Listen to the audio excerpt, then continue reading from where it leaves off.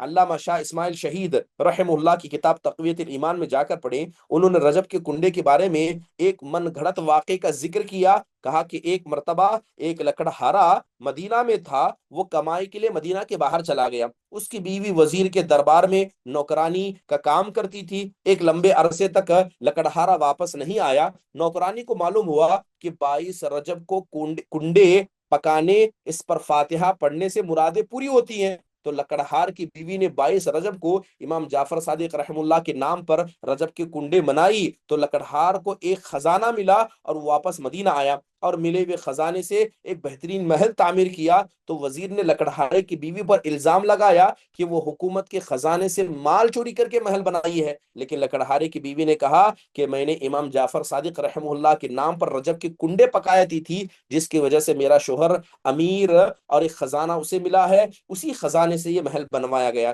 وزیر کی بیوی نے یہ بات سن کر لکڑہاری کی بیوی کا مذاق اڑایا، جس کا نتیجہ یہ نکلا کہ ایک اور وزیر اسی وزیر سے حسد کرنے لگا اور بادشاہ سے مذاق اڑانے والے وزیر کی شکایت کی. اس پر مختلف الزامات لگائے تو بادشاہ نے اس کو معزول کر دیا، جس سے اس کی حالت خستہ ہو گئی. اس کے پاس صرف 1 یا 2 درہم تھے. اسی 1 درہم سے تربوزہ خریدا. اچانک اسی دوران بادشاہ کا بیٹا غائب ہو گیا. پھر حاسد وزیر نے معزول وزیر پر الزام لگایا کہ اس نے بادشاہ کے بیٹے کو قتل کر دیا. معزول وزیر بادشاہ کے دربار میں لگایا گیا. اچانک وہ کپڑے جس میں تربوز تھا اس میں شہزادے کا سر آ گیا اور بادشاہ نے وزیر کو قتل کرنے کا حکم دیا. اسے قید کر لیا گیا. اب یہ پورا ایک لمبا قصہ سمجھے.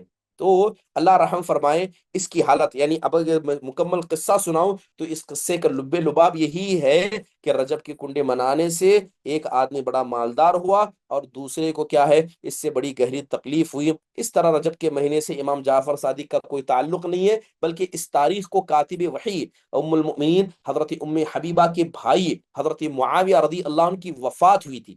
اسی دن یعنی 22 رجب کو ان کی وفات ہوئی. شیعہ حضرات حضرت معاویہ کی وفات پر خوشیاں مناتے ہیں. یہ من گھڑت واقعہ گھڑ کر اسے عوام میں پھیلا دیا. بہرحال یہ من گھڑت واقعہ ہے جس کا دین اسلام سے کوئی تعلق نہیں ہے. یہ بدعت ہے، اتباع میں نجات ہے اور بدعت میں خسارہ ہے. شرک و بدعت یہ انسان کے نیک اعمال کو برباد کر دیتی ہے اور شیعہ کی ایک شرارت ہے جس سے انسان کو بچ کر رہنا چاہیے، جو خاص طور پر یہ 22 رجب کے جو امام جعفر صادق کے کنڈے وغیرہ منائے جاتے ہیں.